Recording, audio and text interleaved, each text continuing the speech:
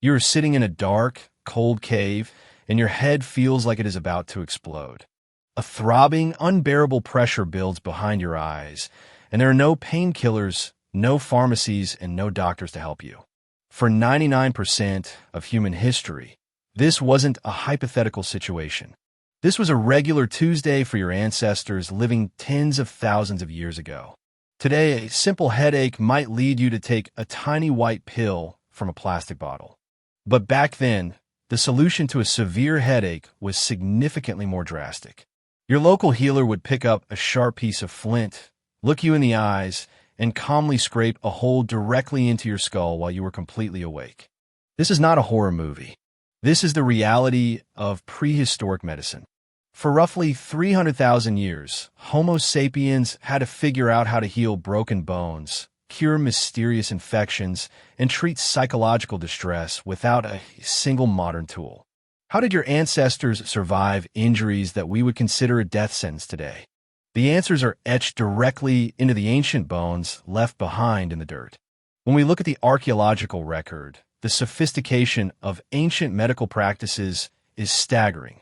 At an archaeological site in France known as Ensisheim, researchers discovered the skeletal remains of a man who lived around 7,000 years ago. His skull had two distinct, clean holes cut into it. Remarkably, the bone had perfectly healed around the edges. This means the man survived the grueling ordeal and lived for years afterward. The practice is called trepanation, which is a surgical intervention where a hole is drilled or scraped into the human skull. Why would anyone do this? Ancient healers likely believed that releasing pressure, or perhaps letting out trapped evil spirits, was the only way to cure chronic migraines, epilepsy, or mental illness. Trepanation is actually one of the oldest documented surgical procedures in human history, with thousands of trepan skulls found all across the globe. But prehistoric medical care went far beyond cutting open skulls. Your ancestors were master botanists. They had to be. If they ate the wrong leaf, they died. If they applied the right leaf, they lived. In the Shanidar cave located in modern-day Iraq, archaeologists uncovered the 60,000-year-old remains of a Neanderthal known to science as Shanidar 4. When researchers analyzed the soil directly surrounding this ancient skeleton, they found something extraordinary. The dirt was packed with high concentrations of pollen from specific wild plants, including yarrow, cornflower, and marshmallow root. These aren't just random weeds. These are plants heavily documented for their powerful anti-inflammatory, antibacterial, and pain-relieving properties. This individual wasn't just dumped in a hole. Your evolutionary cousins had carefully gathered medicinal flowers to lay their companion to rest, demonstrating a deep, shared knowledge of nature's pharmacy. So let us reconstruct a day in the life of an injured prehistoric hunter to see how this knowledge functioned in real time. Imagine you are chasing a woolly mammoth across a frozen tundra. You trip over a hidden rock, fall hard, and snap your forearm. The pain is blinding. In a modern world, an ambulance whisks you to a sterile hospital for an x-ray and a plaster cast. In the deep past, your tribe members don't abandon you. Instead, they carry you back to the campfire. An elder steps forward. They gather long, sturdy tree branches and strips of animal leather. With practiced hands, they align your broken bone and wrap the sticks tightly around your limb, creating a primitive but highly effective splint. Anthropologists studying traditional hunter-gatherer societies, such as the Sand People of Southern Africa, have documented remarkably high success rates for setting fractures using nothing but natural materials.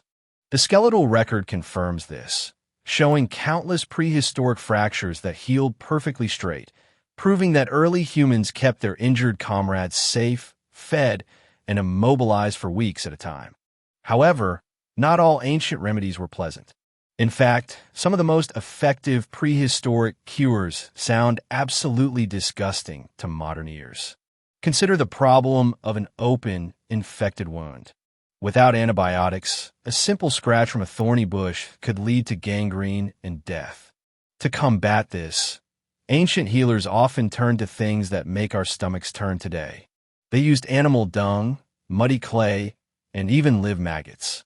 While smearing feces on a wound sounds suicidal, scientists have discovered that certain types of animal manure contain specific strains of predatory bacteria that actively hunt and destroy lethal pathogens like Staphylococcus aureus. Furthermore, blowfly maggots possess a miraculous biological trait. They only eat dead, decaying human tissue, completely ignoring the healthy flesh. By placing maggots into a rotting wound, ancient humans inadvertently discovered a flawless method of biosurgery, clearing away deadly infections and allowing clean tissue to regenerate. This brings us to a massive, counterintuitive twist. We often view the history of medicine as a straight line of progress, assuming that as time moved forward, human health naturally improved. But the data shows that agriculture was a health trap. When humans abandoned the nomadic hunter-gatherer lifestyle around 10,000 years ago to settle down in farming villages, our medical crises exploded. Hunter-gatherers lived in small, mobile bands. They rarely stayed in one place long enough for waste to accumulate, and they did not live in close quarters with livestock. But early farmers lived stacked on top of each other, surrounded by human and animal feces. This shift gave birth to humanity's greatest killers. Smallpox, measles, influenza, and tuberculosis all jumped from domesticated animals to humans during the agricultural revolution. Suddenly, the ancient herbal remedies and skull-scraping surgeries weren't enough to fight off massive, sweeping epidemics. Moving into permanent homes made us profoundly sicker than our wandering ancestors ever were. Every time you feel a fever rising, or every time you look at a warning label on a prescription bottle, you're experiencing a modern echo of a prehistoric battle. Your body still uses the exact same biological defense mechanisms that developed hundreds of thousands of years ago. The pain you feel is an ancient alarm system designed to keep you still so the tribe can mend your bones. Your immune system is a living museum, trained by thousands of generations of ancestors who chewed on bitter willow bark to break a fever, or sat shivering in a dark cave while a healer scraped away a piece of their skull to let the pressure out. They endured the unthinkable so that their DNA could survive, passing down a resilient blueprint through the ages. The next time you open a modern medicine cabinet to treat a simple headache, remember the sharp flint, the dark cave, and the incredible resilience of the human story. You are here because they survived.